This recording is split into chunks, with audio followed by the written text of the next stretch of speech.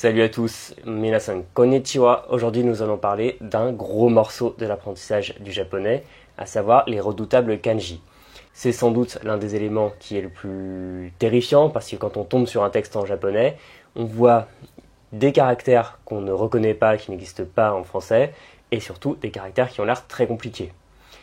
Cela étant dit, une fois qu'on a compris leur logique et qu'on a commencé à les apprendre et qu'on a un peu de bagage avec les kanji, on se rend compte qu'ils ne sont pas si horribles que ça, et même, je vous assure que une fois que vous aurez dompté les kanji, vous ne pourrez plus revenir en arrière, et l'idée même d'un texte japonais écrit en kana, hiragana, katakana, voire en alphabet latin, va vous sembler totalement absurde. Donc on va voir 10 conseils pour bien les maîtriser. Le premier que je peux vous donner, c'est de commencer dès que possible. Alors, tout d'abord, focalisez-vous sur les deux syllabaires japonais, hiragana, katakana. J'ai fait une vidéo à laquelle je vous renvoie, dans laquelle j'ai expliqué pourquoi il est intéressant de les apprendre tout de suite. Une fois que vous aurez ces deux syllabaires en tête, honnêtement, commencez à apprendre les kanji tout de suite. Parce qu'on peut être tenté de considérer qu'il constitue une facette avancée, si on veut, du japonais, et de remettre leur apprentissage à plus tard. Au contraire, il faut s'y mettre dès le départ, parce qu'ils font partie de manière naturelle du japonais. C'est tout à fait normal de commencer à les apprivoiser très vite. Alors commencez par les hiragana, katakana, dans cet ordre, parce qu'ils vont vous servir pour les kanji. Sur les kanji, on ajoute souvent des petits furigana qui sont des ajouts permettant de connaître leur prononciation.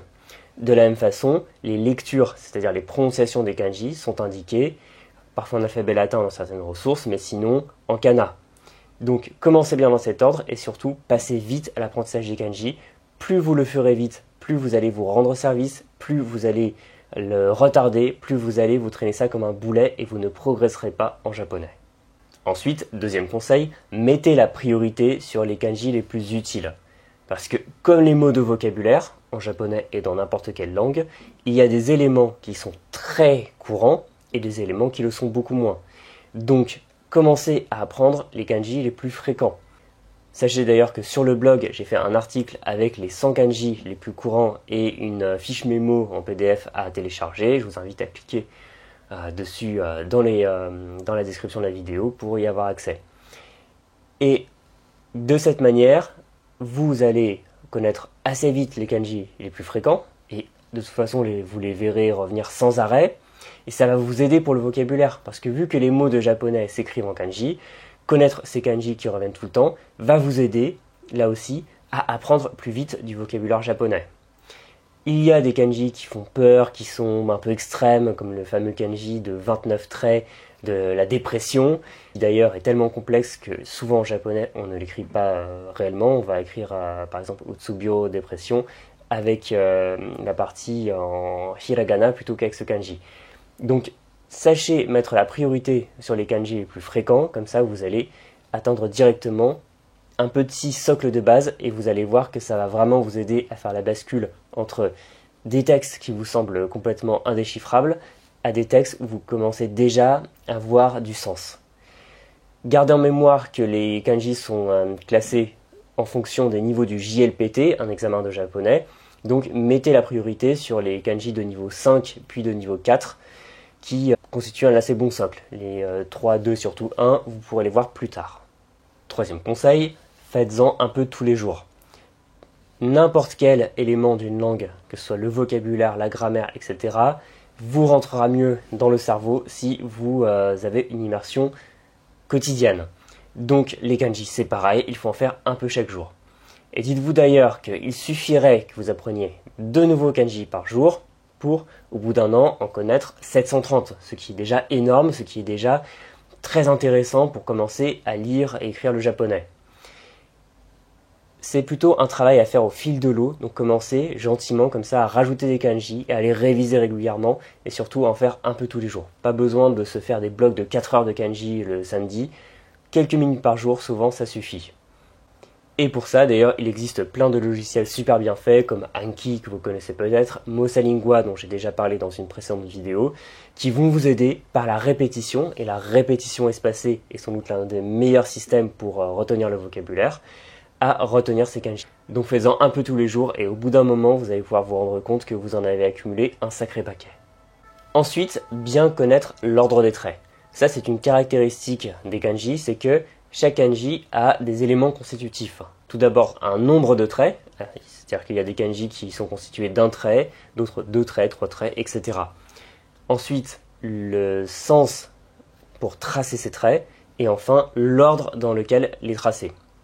Pourquoi c'est important? Parce qu'on pourrait se dire, bon, je les écris comme je veux, c'est pas très important, comme l'alphabet latin. Non. Alors déjà parce que c'est considéré par les Japonais comme une qualité de calligraphie, en gros vous aurez une belle écriture, c'est toujours un plus, mais ce n'est pas tout. L'ordre des traits est important parce que il est standard. Et quand vous allez par exemple chercher sur une application sur votre téléphone, eh bien vous allez tracer les traits dans un ordre précis. Et si vous ne le faites pas dans un ordre précis, il y a de fortes chances pour que l'application ne reconnaisse pas le caractère et que vous ayez du mal à chercher dans un dictionnaire. Donc, apprenez bien à tracer chaque kanji avec ses traits dans l'ordre. Il faut aussi connaître le nombre de traits parce qu'il va vous permettre de chercher dans un dictionnaire. Par exemple, si vous savez qu'un kanji est constitué de 8 traits, ça va vous aider à chercher dans un dictionnaire. Donc apprenez bien les kanji avec cette manière standardisée. Voilà, c'est très japonais, c'est beaucoup de règles à suivre, c'est vrai, mais en suivant ces règles, vous allez vous faciliter la tâche parce que vous allez mieux connaître les kanji et mieux savoir les chercher dans un dictionnaire. Ensuite, point numéro 5, ayez une approche que j'appelle l'approche Lego. Les kanji sont des éléments qui se combinent.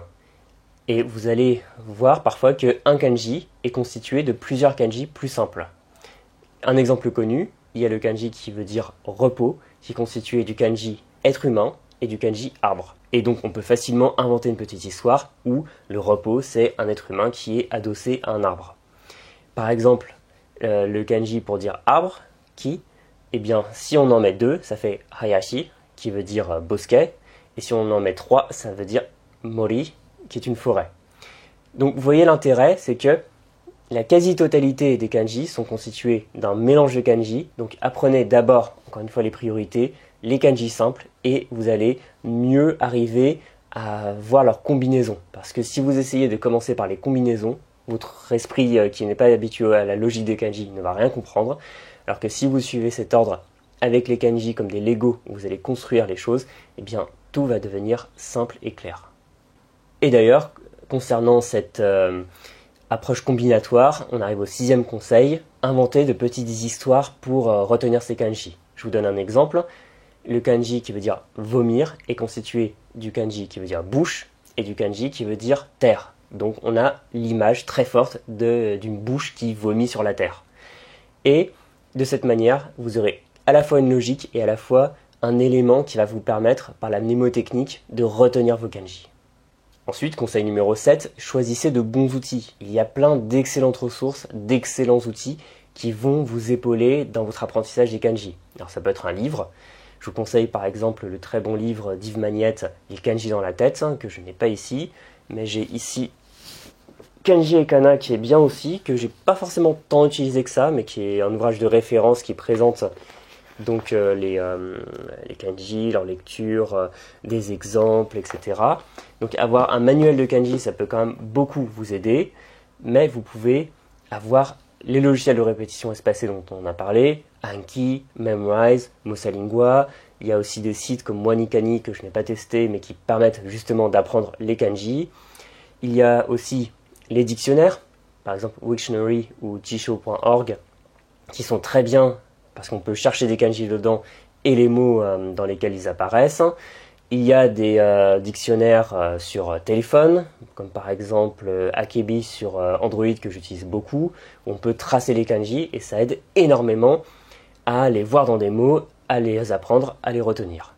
Donc, ayez tous ces outils, manuels, il y a aussi des cahiers d'écriture, par exemple cahier d'écriture A6000, eh bien vous allez avoir pas mal de choses qui vont épauler votre apprentissage. Et en tout cas, vous pouvez regarder dans la description, j'ai listé quelques bonnes ressources pour apprendre les kanji plus efficacement.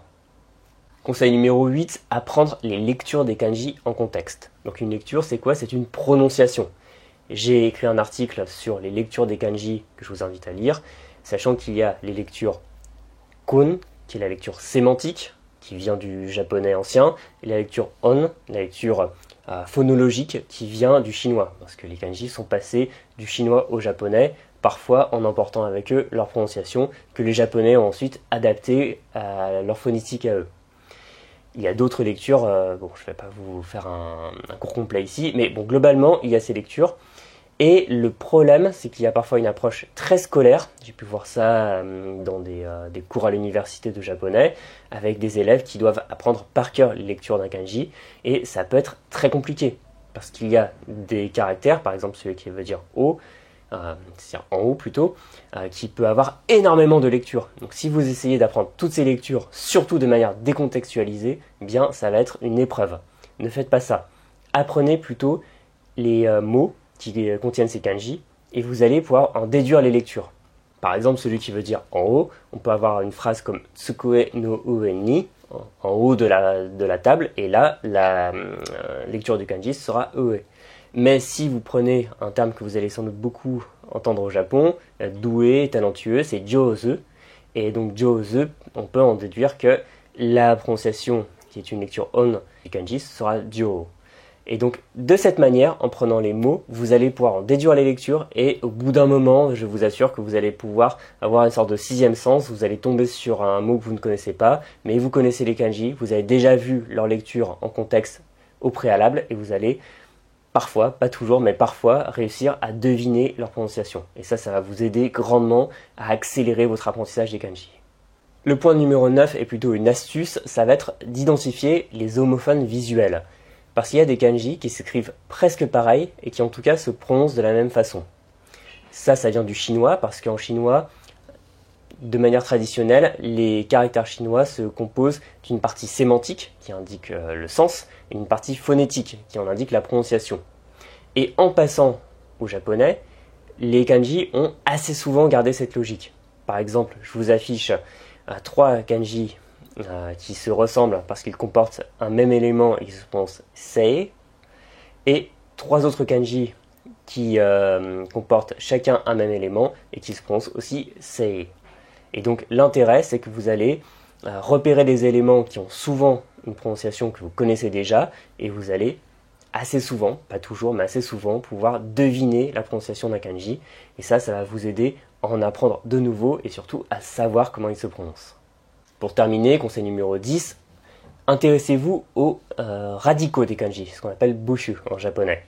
Les radicaux, eh bien, ce sont des éléments constitutifs des kanji, qui sont généralement eux-mêmes des kanji, comme je vous l'avais dit. Le japonais a cette approche de Lego avec des kanji qui composent des kanji plus complexes. Là aussi, il y a une approche scolaire qui consiste à apprendre par cœur tous les radicaux. Je vous déconseille de le faire parce que c'est trop décontextualisé, vous n'allez pas vous en souvenir, mais remarquez les kanji qui composent d'autres kanji. Par exemple, celui qui veut dire arbre, il y en a 2. Bosquet, il y en a 3. Forêt, ça c'est assez simple. Mais parfois, les kanji peuvent être dans une forme combinée qui ne ressemble pas beaucoup, voire pas du tout, à leur forme de base. Donc apprenez à repérer ces formes-là, et en connaissant les kanji essentiels et leurs formes dérivées, eh bien, vous allez pouvoir assez facilement créer de la logique là-dedans. Et ça, c'est le plus important. Si vous ne devez retenir qu'une seule chose de cette vidéo, c'est que, en comprenant la logique qui sous-tend les kanji, vous allez les rendre intelligibles et ce sera beaucoup plus facile, ensuite par la révision, de les retenir. Donc, de cette manière, avec ces 10 conseils, vous voyez comment apprendre plus facilement les kanji. En tout cas, si le japonais vous intéresse, je vous invite à vous abonner à cette chaîne et aussi à vous inscrire à mes contacts pour recevoir un kit de bienvenue très complet avec un tableau des hiragana, un tableau des katakana, et de cette manière vous allez pouvoir commencer à apprendre les caractères japonais, d'abord les kana et ensuite les kanji. N'hésitez pas à me dire si cette vidéo vous a plu, à laisser un j'aime et à bien sûr vous abonner à la chaîne, et on se dit à très bientôt. Bon apprentissage du japonais, bon apprentissage des kanji parce que ça, quel que soit le niveau qu'on a, on n'a jamais vraiment terminé, et à bientôt. Matane.